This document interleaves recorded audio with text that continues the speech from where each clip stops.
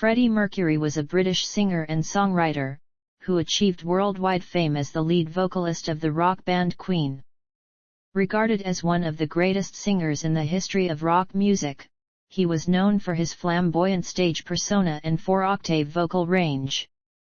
Mercury defied the conventions of a rock frontman with his theatrical style, influencing the artistic direction of Queen. Born in 1946 in Zanzibar to Parsi Indian parents, Mercury attended English-style boarding schools in India from the age of 8 and returned to Zanzibar after secondary school. In 1964, his family fled the Zanzibar Revolution, moving to Middlesex, England. Having studied and written music for years, he formed Queen in 1970 with guitarist Brian May and drummer Roger Taylor. Mercury wrote numerous hits for Queen, including Killer Queen, Bohemian Rhapsody, Somebody to Love, We Are the Champions, Don't Stop Me Now and Crazy Little Thing Called Love. His charismatic stage performances often saw him interact with the audience, as displayed at the 1985 Live Aid concert. He also led a solo career and was a producer and guest musician for other artists. Mercury was diagnosed with AIDS in 1987. He continued to record with Queen, and posthumously featured on their final album, Made in Heaven. He announced his diagnosis the day before his death, from complications from the disease, in 1991 at the age of 45. In 1992, a concert in tribute to him was held at Wembley Stadium, in benefit of AIDS awareness. His career with Queen was dramatized in the 2018 biopic Bohemian Rhapsody. As a member of Queen, Mercury was posthumously inducted into the Rock and Roll Hall of Fame in 2001, the Songwriters Hall of Fame in 2003, and the UK Music Hall of Fame in 2004. In 1990, he and the other Queen members were awarded the Brit Award for Outstanding Contribution to British Music, and 1 year after his death, Mercury was awarded it individually. In 2005, Queen were awarded an Ivor Novello Award for Outstanding Song Collection from the British Academy of Songwriters, Composers, and Authors. In 2002, Mercury was voted number 58 in the BBC's poll of the 100 Greatest Britons. Early life. Mercury was born Farrukh Bulsara in Stone Town in the British Protectorate of Zanzibar on September 5, 1946. His parents, Bomi and Ja Bulsara, were from the Parsi community of Western India.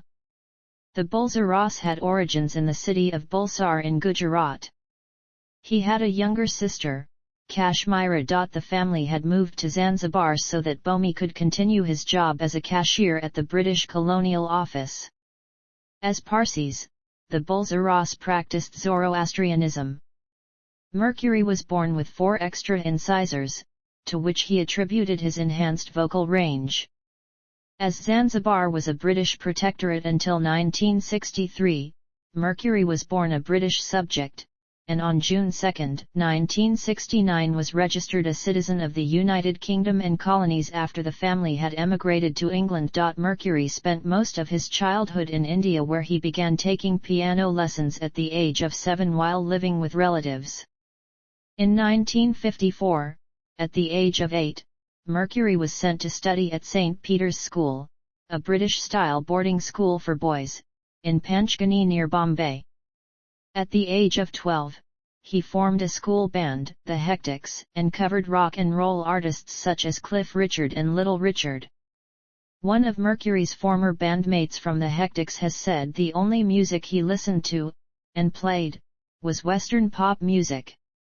A friend recalls that he had an uncanny ability to listen to the radio and replay what he heard on piano. It was also at St. Peter's where he began to call himself Freddie. In February 1963, he moved back to Zanzibar, where he joined his parents at their flat.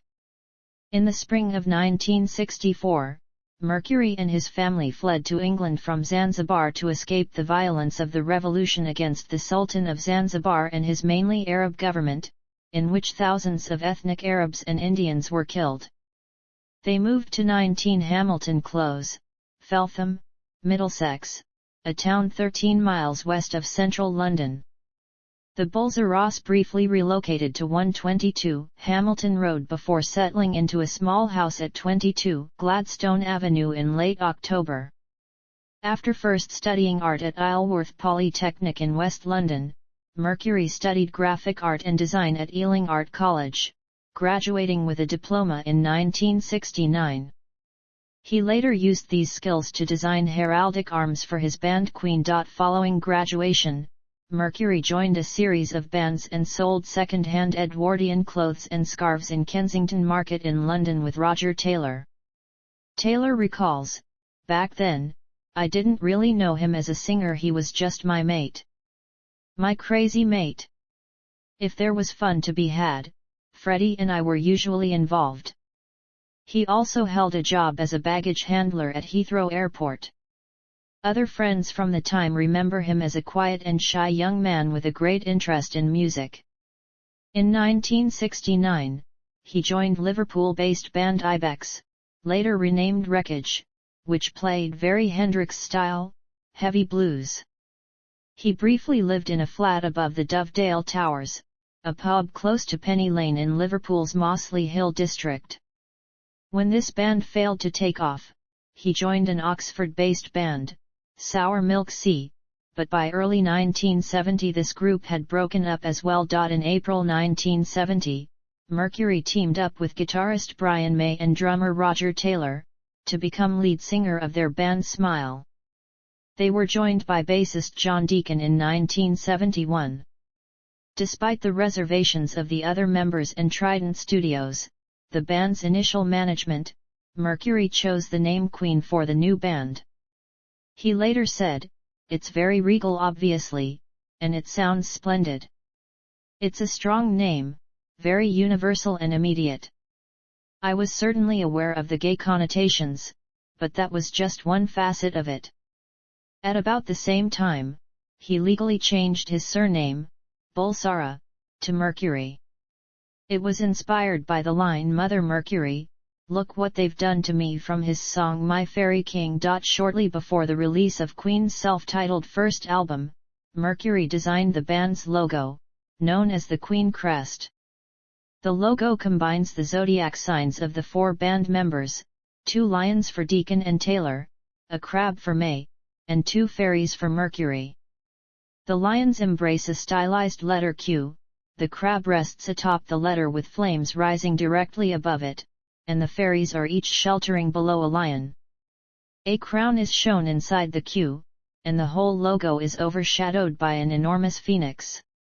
The Queen crest bears a passing resemblance to the royal coat of arms of the United Kingdom, particularly with the lion supporters. Artistry. Vocals. Although Mercury's speaking voice naturally fell in the baritone range, he delivered most songs in the tenor range. His known vocal range extended from bass low F to soprano high F. He could belt up to tenor high F.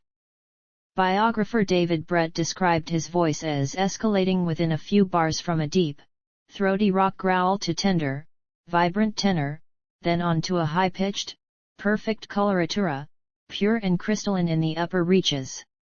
Spanish soprano Montserrat Cabal, with whom Mercury recorded an album, expressed her opinion that the difference between Freddie and almost all the other rock stars was that he was selling the voice. She adds, "His technique was astonishing. No problem of tempo, he sang with an incisive sense of rhythm, his vocal placement was very good and he was able to glide effortlessly from a register to another. He also had a great musicality.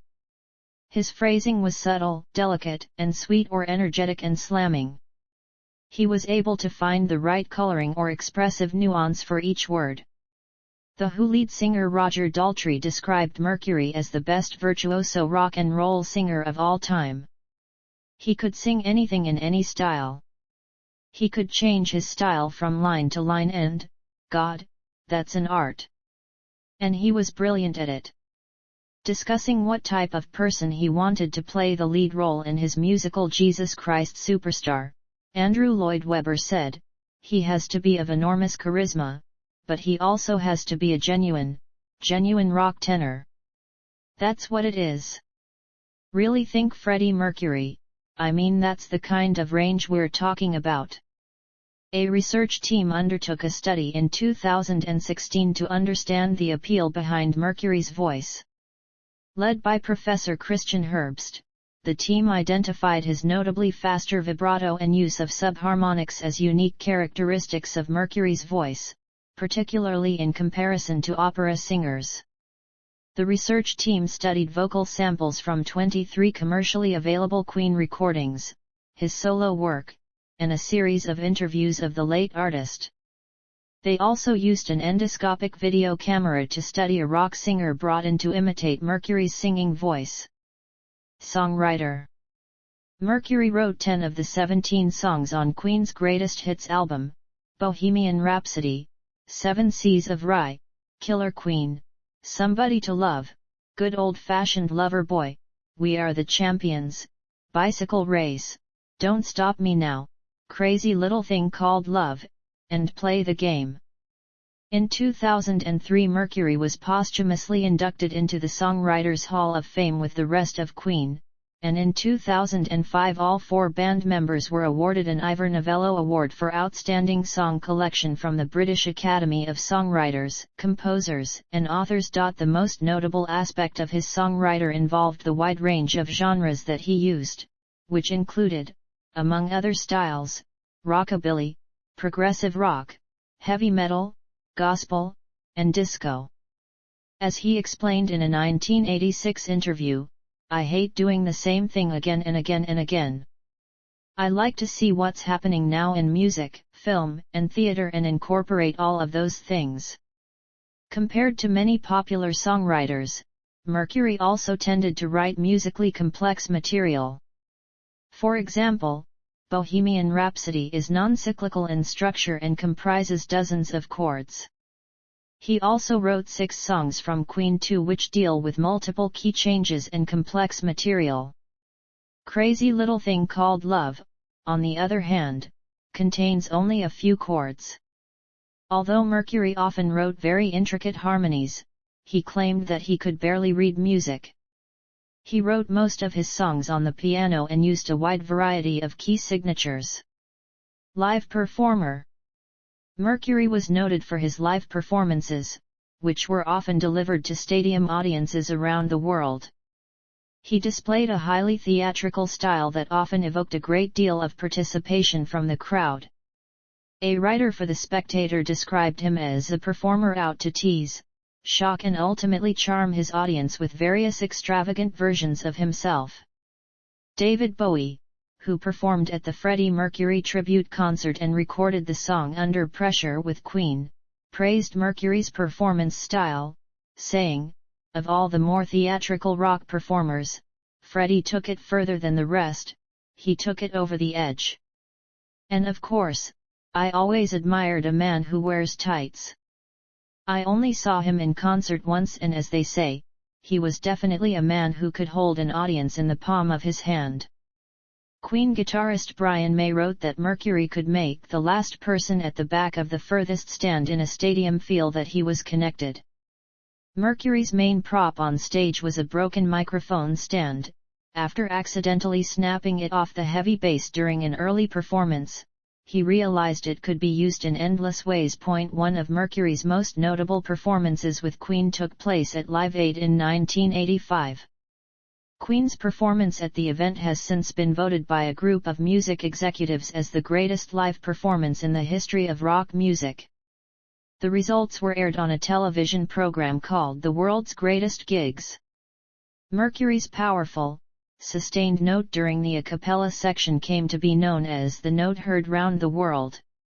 In reviewing Live Aid in 2005, one critic wrote, "Those who compile lists of great rock frontmen and award the top spots to Mick Jagger, Robert Plant, etc. all are guilty of a terrible oversight." Freddie, as evidenced by his Dionysian Live Aid performance, was easily the most godlike of them all.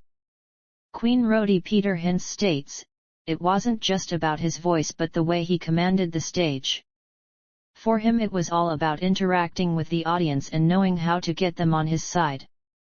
And he gave everything in every show. Throughout his career, Mercury performed an estimated 700 concerts in countries around the world with Queen. A notable aspect of Queen concerts was the large scale involved. He once explained, "We're the Cecil B. DeMille of rock and roll, always wanting to do things bigger and better." The band was the first ever to play in South American stadiums, breaking worldwide records for concert attendance in the Morumbi Stadium in São Paulo in 1981. In 1986, Queen also played behind the Iron Curtain when they performed to a crowd of 80,000 in Budapest, in what was one of the biggest rock concerts ever held in Eastern Europe. Mercury's final live performance with Queen took place on August 9, 1986 at Knebworth Park in England and drew an attendance estimated as high as 200,000. A week prior to Knebworth, May recalled Mercury saying, "I'm not going to be doing this forever. This is probably the last time." With the British national anthem God Save the Queen playing at the end of the concert, Mercury's final act on stage saw him draped in a robe, holding a golden crown aloft, bidding farewell to the crowd. Instrumentalist. As a young boy in India, Mercury received formal piano training up to the age of 9. Later on, while living in London, he learned guitar. Much of the music he liked was guitar-orientated. His favorite artists at the time were The Who, The Beatles, Jimi Hendrix, David Bowie, and Led Zeppelin. He was often self-deprecating about his skills on both instruments. However, Brian May states Mercury had a wonderful touch on the piano. He could play what came from inside him like nobody else. Incredible rhythm, incredible passion and feeling.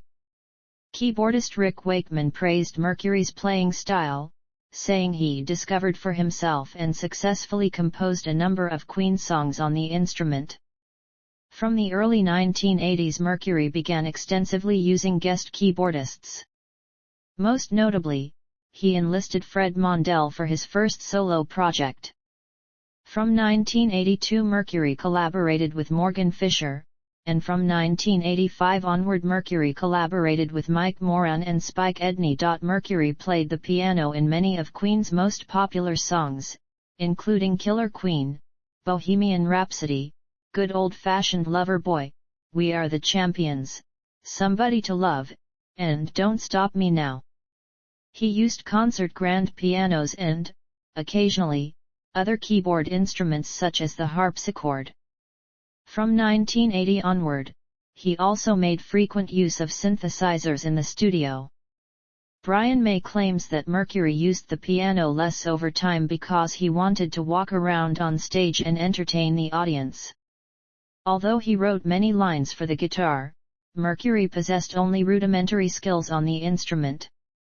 Songs like Ogre Battle and Crazy Little Thing Called Love were composed on the guitar, the latter featured Mercury playing rhythm guitar on stage and in the studio. Solo career. As well as his work with Queen, Mercury put out 2 solo albums and several singles. Although his solo work was not as commercially successful as most Queen albums, the 2 off-Queen albums and several of the singles debuted in the top 10 of the UK music charts. His first solo effort goes back to 1972 under the pseudonym Larry Lurex, when Trident Studios house engineer Robin Jeffrey Cable was working in a musical project. At the time when Queen were recording their debut album, Cable enlisted Mercury to perform lead vocals on the songs I Can Hear Music and Goin' Back. Both were released together as a single in 1973. 11 years later, Mercury contributed to the soundtrack for the restoration of the 1927 Fritz Lang film Metropolis. The song Love Kills was written for the film by Giorgio Moroder in collaboration with Mercury, and produced by Moroder and Mack. In 1984 it debuted at the number 10 position in the UK singles chart. Mercury's 2 full albums outside the band were Mr. Bad Guy and Barcelona.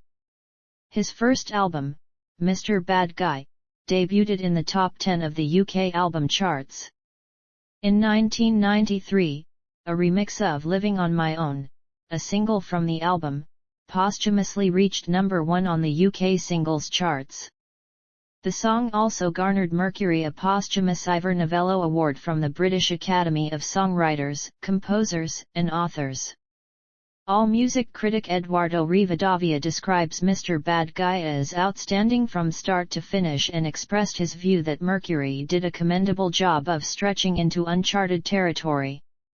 In particular, the album is heavily synthesizer-driven, that is not characteristic of previous Queen albums.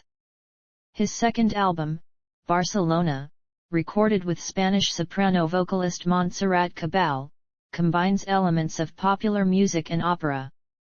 Many critics were uncertain what to make of the album, one referred to it as the most bizarre CD of the year. The album was a commercial success, and the album's title track debuted at number 8 in the UK and was also a hit in Spain. The title track received massive airplay as the official anthem of the 1992 Summer Olympics. Cabal sang it live at the opening of the Olympics with Mercury's part played on a screen, and again before the start of the 1999 UEFA Champions League final between Manchester United and Bayern Munich in Barcelona. In addition to the 2 solo albums, Mercury released several singles, including his own version of the hit The Great Pretender by the Platters, which debuted at number 5 in the UK in 1987. In September 2006, a compilation album featuring Mercury's solo work was released in the UK in honour of what would have been his 60th birthday. The album debuted in the UK Top 10.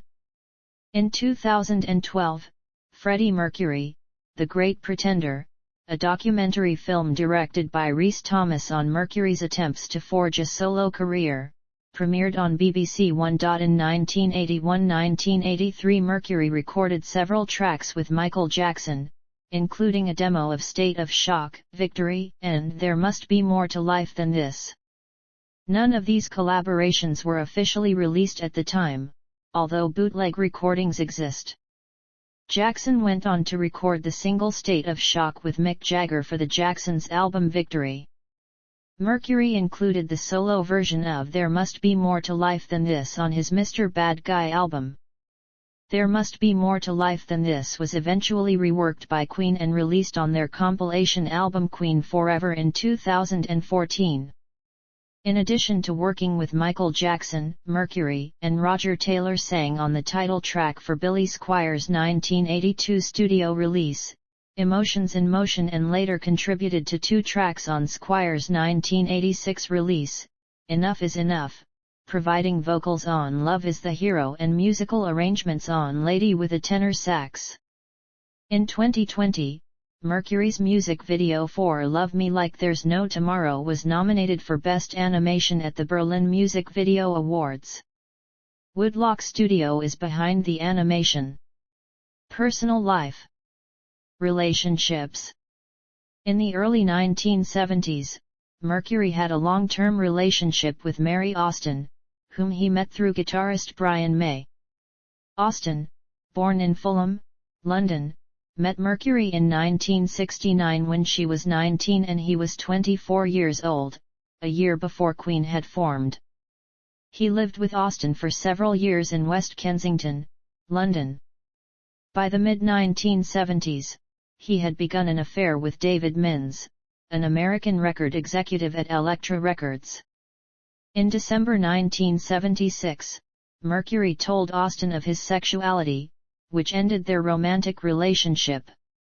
Mercury moved out of the flat they shared, and bought Austin a place of her own nearby his new address of 12 Stafford Terrace, Kensington. Mercury and Austin remained friends through the years. Mercury often referred to her as his only true friend. In a 1985 interview, he said of Austin, "All my lovers asked me why they couldn't replace Mary, but it's simply impossible. The only friend I've got is Mary, and I don't want anybody else. To me, she was my common-law wife. To me, it was a marriage. We believe in each other, that's enough for me." Mercury's final home, Garden Lodge, a 28-room Georgian mansion in Kensington set in a quarter-acre manicured garden surrounded by a high brick wall, was picked out by Austen. Austen married the painting artist Piers Cameron. They have 2 children. Mercury was the godfather of her oldest son, Richard. In his will, Mercury left his London home to Austen, having told her, "You would have been my wife, and it would have been yours anyway." During the early to mid-1980s, he was reportedly involved with Barbara Valentine, an Austrian actress, who is featured in the video for It's a Hard Life. In another article, he said Valentine was just a friend. Mercury was dating German restaurateur Winfried Winnie Kirchberger during this time. Mercury lived at Kirchberger's apartment and thanked him for board and lodging in the liner notes of his 1985 album Mr. Bad Guy. He wore a silver wedding band given to him by Kirchberger. A close friend described him as Mercury's great love in Germany. By 1985, he began another long-term relationship with Irish-born hairdresser Jim Hutton, whom he referred to as his husband. Mercury described their relationship as one built on solace and understanding, and said that he honestly couldn't ask for better. Hutton, who tested HIV positive in 1990, lived with Mercury for the last 7 years of his life, nursed him during his illness, and was present at his bedside when he died. Mercury wore a gold wedding band, given to him by Hutton in 1986, until the end of his life. He was cremated with it on. Hutton later relocated from London to the bungalow he and Mercury had built for themselves in Ireland. Friendship with Kenny Everett. Radio disc jockey Kenny Everett met Mercury in 1974, when he invited the singer onto his Capital London breakfast show. As 2 of Britain's most flamboyant, outrageous, and popular entertainers, they shared much in common and became close friends. In 1975, Mercury visited Everett, bringing with him an advance copy of the single Bohemian Rhapsody. Despite doubting that any station would play the 6-minute track, Everett placed the song on the turntable, and, after hearing it, exclaimed, "Forget it, it's going to be number 1 for centuries." Although Capital Radio had not officially accepted the song, Everett talked incessantly about a record he possessed but could not play. He then frequently proceeded to play the track with the excuse, "Oops, my finger must have slipped." On one occasion, Everett aired the song 14 times over a single weekend. Capital's switchboard was overwhelmed with callers inquiring when the song would be released. During the 1970s, Everett became advisor and mentor to Mercury, and Mercury served as Everett's confidant. Throughout the early to mid-1980s, they continued to explore their homosexuality and use drugs. Although they were never lovers, they did experience London nightlife together. By 1985, they had fallen out, and their friendship was further strained when Everett was outed in the autobiography of his ex-wife Lee Everett Alkin. In 1989, with their health failing, Mercury and Everett were reconciled. Sexual orientation. While some commentators claimed Mercury hid his sexual orientation from the public, others claimed he was openly gay. In December 1974, when asked directly, "So how about being bent?" by the New Musical Express, Mercury replied, "You're a crafty cow. Let's put it this way, there were times when I was young and green. It's a thing schoolboys go through. I've had my share of schoolboy pranks. I'm not going to elaborate further." Homosexual acts between adult males over the age of 21 had been decriminalized in the United Kingdom in 1967, 7 years earlier. During public events in the 1980s, Mercury often kept a distance from his partner, Jim Hutton. Mercury's flamboyant stage performances sometimes led journalists to allude to his sexuality. Dave Dixon, reviewing Queen's performance at Wembley Arena in 1984 for Kerrang!, noted Mercury's camp addresses to the audience and even described him as a posing, pouting, posturing tart. In 1992, John Marshall of Gay Times opined, was a scene queen, not afraid to publicly express his gayness, but unwilling to analyze or justify his lifestyle. It was as if Freddie Mercury was saying to the world, I am what I am. So what? And that in itself for some was a statement.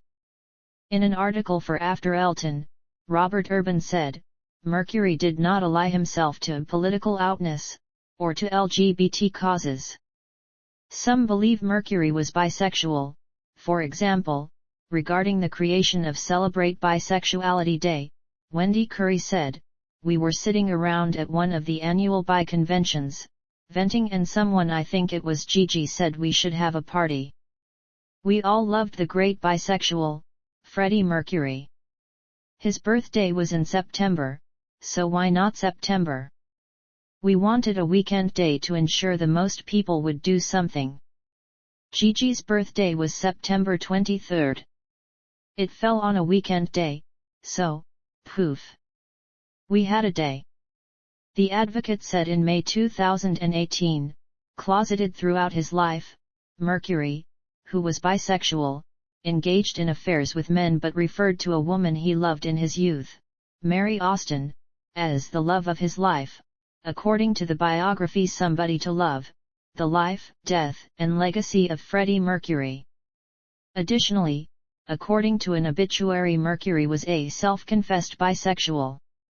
The 2018 biopic of Mercury, Bohemian Rhapsody, received criticism for its portrayal of Mercury's sexuality, which was described as sterilized and confused, and was even accused of being dangerous. Personality. Although he cultivated a flamboyant stage personality, Mercury was shy and retiring when not performing, particularly around people he did not know well, and granted very few interviews.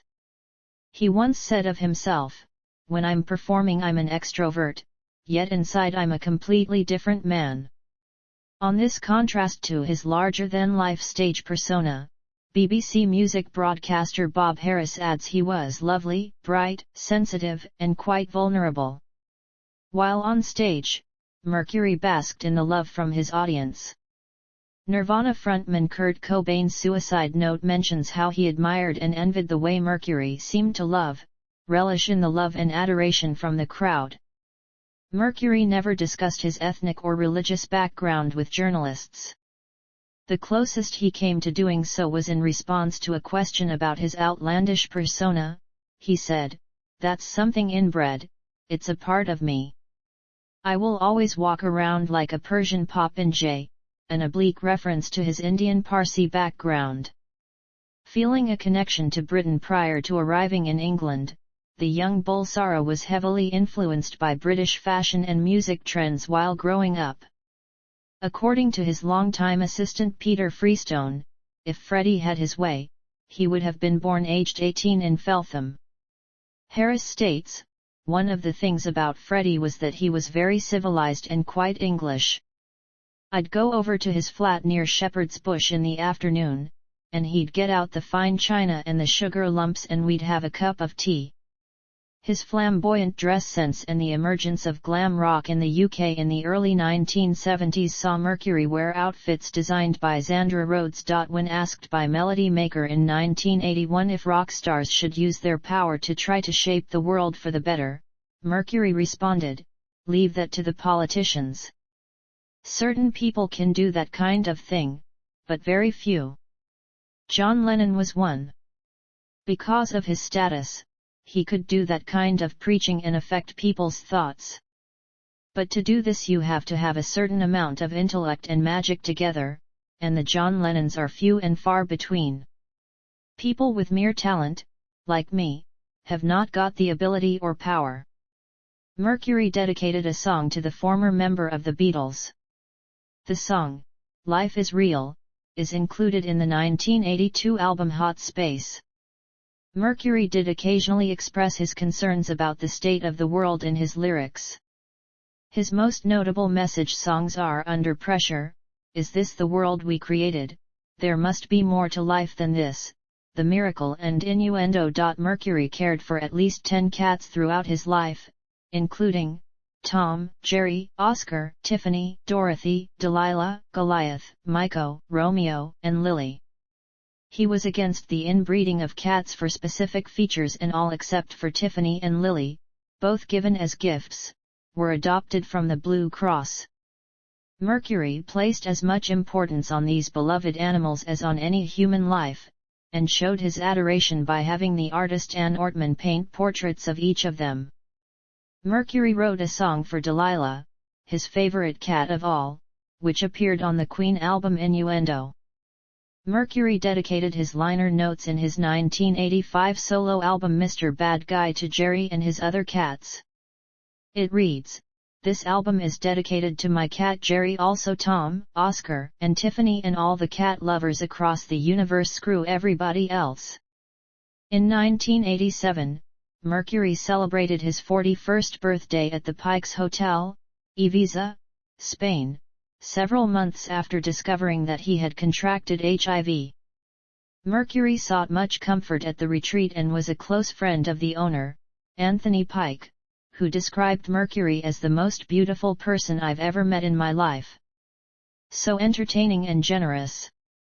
According to biographer Leslie Ann Jones, Mercury felt very much at home there.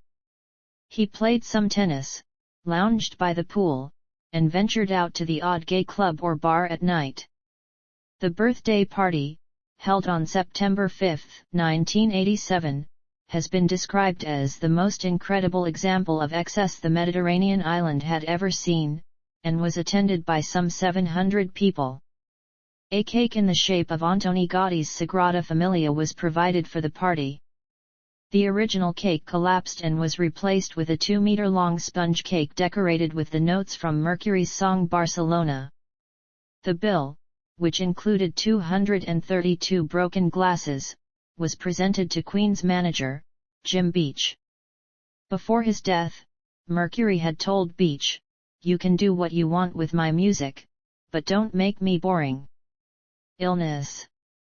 Mercury exhibited HIV symptoms as early as 1982. Authors Matt Richards and Mark Langthorne have stated in their biographical book about Mercury, Somebody to Love, The Life, Death, and Legacy of Freddie Mercury, that Mercury secretly visited a doctor in New York City to get a white lesion on his tongue checked a few weeks before Queen's final American appearance with Mercury on Saturday Night Live on September 25, 1982. They also stated that he had associated with someone who was recently infected with HIV on the same day of their final U.S. appearance, when he began to exhibit more symptoms. In October 1986, the British press reported that Mercury had his blood tested for HIV/AIDS at a Harley Street clinic. According to his partner, Jim Hutton, Mercury was diagnosed with AIDS in late April 1987. Around that time, Mercury claimed in an interview to have tested negative for HIV. The British press pursued the rumours over the next few years, fueled by Mercury's increasingly gaunt appearance, Queen's absence from touring, and reports from his former lovers to tabloid journals. By 1990, rumours about Mercury's health were rife.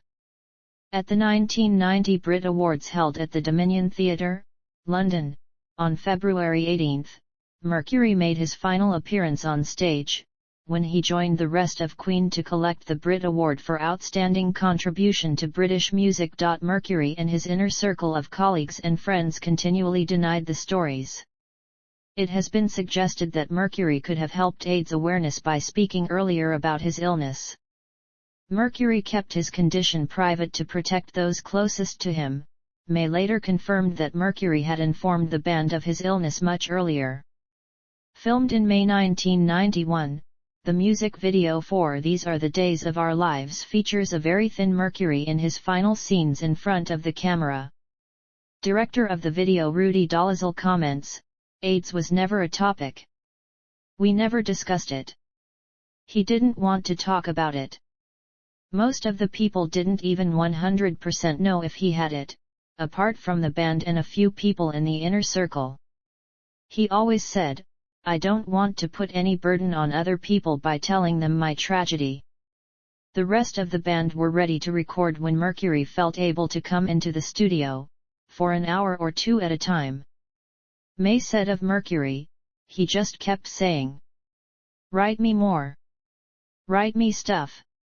I want to just sing this and do it, and when I am gone you can finish it off.'" He had no fear, really. Justin Shirley Smith, the assistant engineer for those last sessions, said, "This is hard to explain to people, but it wasn't sad, it was very happy. He was one of the funniest people I ever encountered. I was laughing most of the time, with him." Freddie was saying, "I'm not going to think about it, I'm going to do this." After the conclusion of his work with Queen in June 1991, Mercury retired to his home in Kensington, West London. His former partner, Mary Austin, was a particular comfort in his final years, and in the last few weeks made regular visits to look after him. Near the end of his life, Mercury began to lose his sight, and declined so that he was unable to leave his bed. Mercury chose to hasten his death by refusing medication and took only painkillers. On November 22, 1991, Mercury called Queen's manager Jim Beach to his Kensington home to prepare a public statement, which was released the following day. Following the enormous conjecture in the press over the last 2 weeks, I wish to confirm that I have been tested HIV positive and have AIDS. I felt it correct to keep this information private to date to protect the privacy of those around me. However, the time has come now for my friends and fans around the world to know the truth, and I hope that everyone will join with me, my doctors and all those worldwide in the fight against this terrible disease. My privacy has always been very special to me, and I am famous for my lack of interviews. Please understand this policy will continue. Death. On the evening of November 24, 1991, about 24 hours after issuing the statement, Mercury died at the age of 45 at his home in Kensington. The cause of death was bronchial pneumonia resulting from AIDS. His close friend Dave Clark of the Dave Clark Five was at the bedside vigil when Mercury died. Austin phoned Mercury's parents and sister to break the news, which reached newspaper and television crews in the early hours of November 25. Mercury's funeral service was conducted on November 27, 1991 by a Zoroastrian priest at West London Crematorium, where he is commemorated by a plinth under his birth name. In attendance at Mercury's service were his family and 35 of his close friends, including Elton John and the members of Queen. His coffin was carried into the chapel to the sounds of "Take My Hand, Precious Lord" / "You've Got a Friend" by Aretha Franklin. In accordance with Mercury's wishes, Mary Austin took possession of his cremated remains and buried them in an undisclosed location. The whereabouts of his ashes are believed to be known only to Austin, who has said that she will never reveal them. Mercury spent and donated to charity much of his wealth during his lifetime, with his estate valued around £8 million at the time of his death. He bequeathed his home, garden lodge, and the adjoining mews, as well as a 50% of all privately owned shares, to Mary Austin. His sister, Kashmira Cook, received 25%, as did his parents, Bomi and Jabul Sara, which Cook acquired upon their deaths. He willed £500,000 to Joe Fanelli, £500,000 to Jim Hutton, £500,000 to Peter Freestone, and £100,000 to Terry Giddings. Mercury, who never drove a car because he had no license, was often chauffeured around London in his Rolls-Royce Silver Shadow from 1979 until his death. The car was passed to his sister Kashmira, who made it available for display at public events, including the West End premiere of the musical We Will Rock You in 2002, before it was auctioned off at the NEC in Birmingham in 2013 for £74,600. Following his death, the outer walls of Garden Lodge in Logan Place became a shrine to Mercury, with mourners paying tribute by covering the walls in graffiti messages.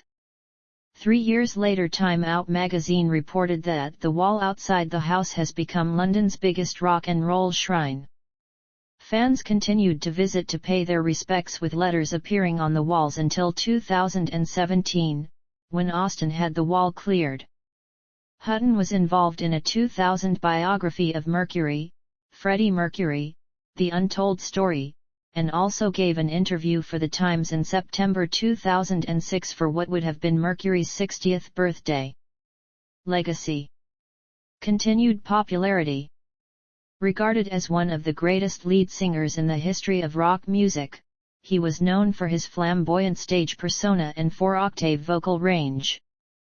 Mercury defied the conventions of a rock frontman, with his highly theatrical style influencing the artistic direction of Queen. The extent to which Mercury's death may have enhanced Queen's popularity is not clear. In the United States, where Queen's popularity had lagged in the 1980s, sales of Queen albums went up dramatically in 1992, the year following his death. In 1992, one American critic noted, "What cynics call the dead star factor had come into play. Queen is in the middle of a major resurgence." The movie Wayne's World, which featured Bohemian Rhapsody, also came out in 1992. According to the Recording Industry Association of America, Queen had sold 34.5 million albums in the United States by 2004, about half of which had been sold since Mercury's death in 1991. Estimates of Queen's total worldwide record sales to date have been set as high as 300 million. In the United Kingdom, Queen have now spent more collective weeks on the UK album charts than any other musical act, and Queen's Greatest Hits is the best-selling album of all time in the United Kingdom. Two of Mercury's songs, We Are the Champions and Bohemian Rhapsody, have also each been voted as the greatest song of all time in major polls by Sony Ericsson and Guinness World Records. Both songs have been inducted into the Grammy Hall of Fame, Bohemian Rhapsody in 2004 and We Are the Champions in 2009. In October 2007, the video for Bohemian Rhapsody was voted the greatest of all time by readers of Q magazine. Since his death, Queen were inducted into the Rock and Roll Hall of Fame in 2001, and all 4 band members were inducted into the Songwriters Hall of Fame in 2003. Their Rock Hall of Fame citation reads, "In the golden era of glam rock and gorgeously hyper-produced theatrical extravaganzas that defined one branch of 70s rock, no group came close in either concept or execution to Queen." The band were among the inaugural inductees into the UK Music Hall of Fame in 2004. Mercury was individually posthumously awarded the Brit Award for Outstanding Contribution to British Music in 1992. They received the Ivor Novello Award for Outstanding Song Collection from the British Academy of Songwriters, Composers, and Authors in 2005, and in 2018 they were presented the Grammy Lifetime Achievement Award. Posthumous Queen album. In November 1995, Mercury appeared posthumously on Queen's final studio album Made in Heaven. The album featured Mercury's previously unreleased final recordings from 1991, as well as outtakes from previous years and reworked versions of solo works by the other members. The album cover features the Freddie Mercury statue that overlooks Lake Geneva superimposed with Mercury's Duck House lake cabin that he had rented. This is where he had written and recorded his last songs at Mountain Studios. The sleeve of the album contains the words, "Dedicated to the immortal spirit of Freddie Mercury." Featuring tracks such as Too Much Love Will Kill You and Heaven for Everyone, the album also contains the song Mother Love, the last vocal recording Mercury made before his death, which he completed using a drum machine, over which May, Taylor, and Deacon later added the instrumental track. After completing the penultimate verse, Mercury had told the band he wasn't feeling that great and stated, "I will finish it when I come back next time." He never made it back into the studio, so May later recorded the final verse of the song. Tributes. A statue in Montreux, Switzerland, by sculptor Irina Sedleka, was erected as a tribute to Mercury. It stands almost 10 feet high overlooking Lake Geneva and was unveiled on November 25, 1996 by Mercury's father and Montserrat Cabal, with bandmates Brian May and Roger Taylor also in attendance.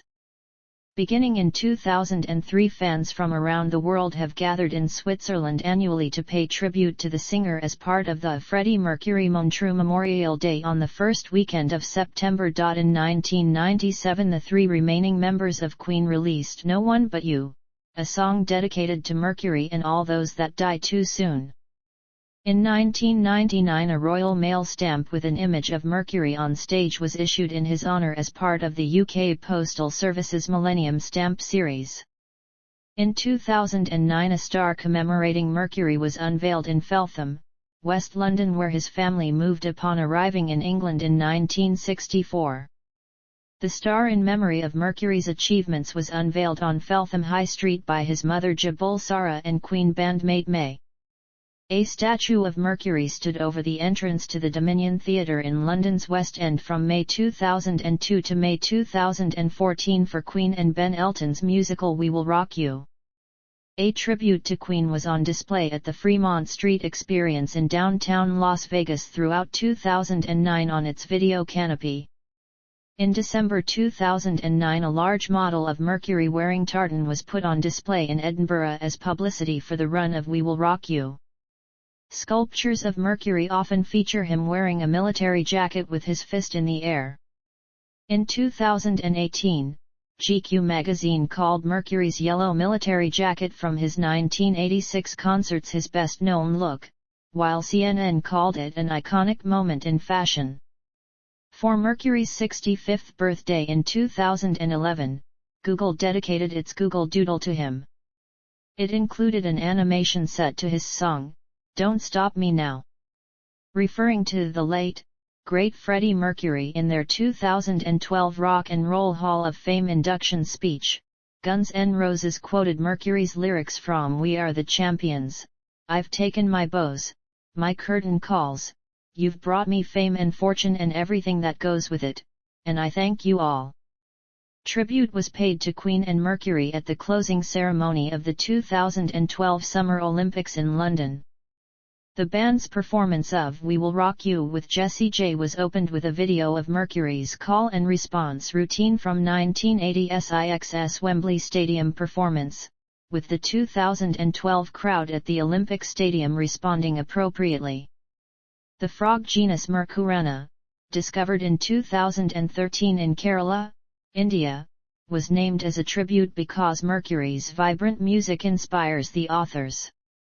The site of the discovery is very near to where Mercury spent most of his childhood. In 2013, a newly discovered species of damselfly from Brazil was named Heterogryon Freddie Mercury, honoring the superb and gifted musician and songwriter whose wonderful voice and talent still entertain millions. One of 4 similar damselflies named after the Queen bandmates, in tribute to Queen's 40th anniversary. On September 1, 2016, an English heritage blue plaque was unveiled at Mercury's home in 22 Gladstone Avenue in Feltham, West London by his sister, Kashmira Cook, and Brian May.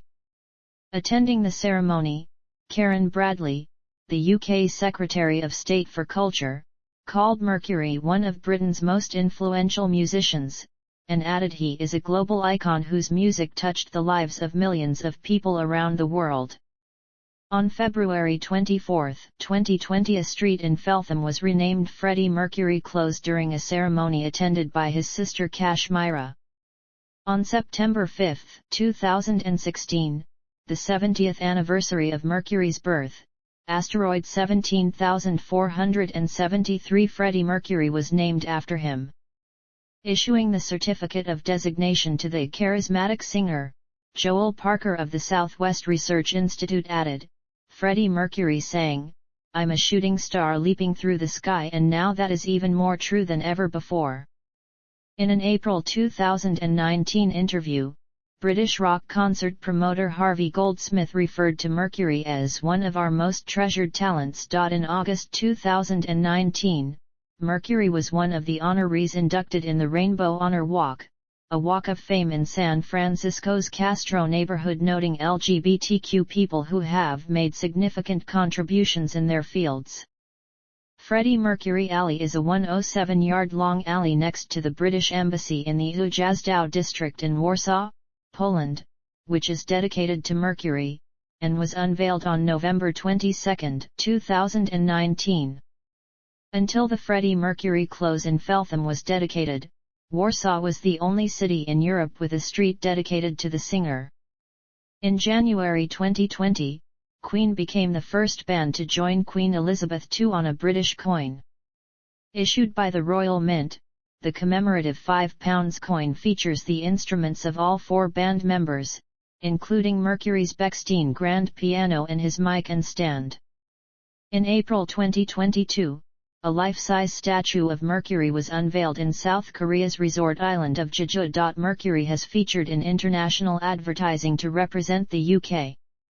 In 2001, a parody of Mercury, along with prints of other British music icons consisting of the Beatles, Elton John, Spice Girls, and the Rolling Stones, appeared in the Eurostar national advertising campaign in France for the Paris to London route. In September 2017, the airline Norwegian painted the tail fin of 2 of its aircraft with a portrait of Mercury to mark what would have been his 71st birthday. Mercury is one of the company's 6 British tail fin heroes, alongside England's 1966 FIFA World Cup winning captain Bobby Moore, children's author Roald Dahl, novelist Jane Austen, pioneering pilot Amy Johnson, and aviation entrepreneur Sir Freddie Mercury. Importance in AIDS history. As the first major rock star to die of AIDS, Mercury's death represented an important event in the history of the disease. In April 1992, the remaining members of Queen founded the Mercury Phoenix Trust and organized the Freddie Mercury Tribute Concert for AIDS awareness, to celebrate the life and legacy of Mercury and raise money for AIDS research, which took place on April 20, 1992. The Mercury Phoenix Trust has since raised millions of pounds for various AIDS charities. The tribute concert, which took place at London's Wembley Stadium for an audience of 72,000, featured a wide variety of guests including Robert Plant, Roger Daltrey, Extreme, Elton John, Metallica, David Bowie, Annie Lennox, Tony Iommi, Guns N' Roses, Elizabeth Taylor, George Michael, Def Leppard, Seal, Liza Minnelli, and U2. Elizabeth Taylor spoke of Mercury as an extraordinary rock star who rushed across our cultural landscape like a comet shooting across the sky. The concert was broadcast live to 76 countries and had an estimated viewing audience of 1 billion people. The Freddie for a Day fundraiser on behalf of the Mercury Phoenix Trust takes place every year in London, with supporters of the charity including Monty Python comedian Eric Idle, and Mel B of the Spice Girls. The documentary, Freddie Mercury, The Final Act, aired on BBC Two in 2021 and the CW in the US in April 2022. It covered Mercury's last days, how his bandmates and friends put together the tribute concert at Wembley, and interviewed medical professionals, people who tested HIV positive, and others who knew someone who died of AIDS. Appearances in lists of influential individuals. Several popularity polls conducted over the past decade indicate that Mercury's reputation may have been enhanced since his death. For instance, in a 2002 vote to determine who the UK public considers the greatest British people in history, Mercury was ranked 58 in the list of the 100 Greatest Britons, broadcast by the BBC. He was further listed at the 52nd spot in a 2007 Japanese national survey of the 100 most influential heroes. Although he had been criticized by gay activists for hiding his HIV status, author Paul Russell included Mercury in his book The Gay 100, a ranking of the most influential gay men and lesbians, past and present. In 2008, Rolling Stone ranked Mercury 18 on its list of the top 100 singers of all time. Mercury was voted the greatest male singer in MTV's 22 Greatest Voices in Music. In 2011, a Rolling Stone Reader's Pick placed Mercury in second place of the magazine's best lead singers of all time. In 2015, Billboard magazine placed him second on their list of the 25 best rock frontmen of all time. In 2016, LA Weekly ranked him first on the list of 20 greatest singers of all time, in any genre. Portrayal on stage. On November 24, 1997, a monodrama about Freddie Mercury's life, titled Mercury, The Afterlife and Times of a Rock God, opened in New York City. It presented Mercury in the hereafter, examining his life, seeking redemption, and searching for his true self. The play was written and directed by Charles Messina, and the part of Mercury was played by Khalid Goncalves and then later, Amir Darvish. Billy Squier opened one of the shows with an acoustic performance of a song he had written about Mercury titled I Have Watched You Fly. In 2016, a musical titled Royal Vauxhall premiered at the Royal Vauxhall Tavern in Vauxhall, London. Written by Desmond O'Connor, the musical told the alleged tales of the nights that Mercury, Kenny Everett, and Princess Diana spent out at the Royal Vauxhall Tavern in London in the 1980s. Following several successful runs in London, the musical was taken to the Edinburgh Fringe Festival in August 2016, starring Tom Giles as Mercury. Portrayal in film and television. The 2018 biographical film Bohemian Rhapsody was, at its release, the highest-grossing musical biographical film of all time. Mercury was portrayed by Rami Malek, who received the Academy Award, BAFTA Award, Golden Globe Award and Screen Actors Guild Award for Best Actor, for his performance. While the film received mixed reviews and contained historical inaccuracies, it won the Golden Globe for Best Motion Picture Drama. Mercury appeared as a supporting character in the BBC television drama Best Possible Taste, The Kenny Everett Story, first broadcast in October 2012. He was portrayed by actor James Floyd.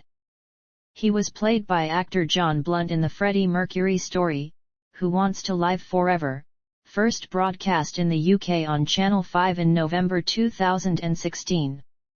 Although the program was criticised for focusing on Mercury's love life and sexuality, Blunt's performance and likeness to the singer did receive praise. In 2018, David Avery portrayed Mercury in the Urban Myths comedy series in an episode focusing on the antics backstage at Live Aid, and Kevin Novak portrayed Mercury in an episode titled The Sex Pistols vs. Bill Grundy. He was also portrayed by Eric McCormack on Will and Grace in the October 2018 episode titled Tex and the City. Discography. Solo. None. Queen. None. Notes.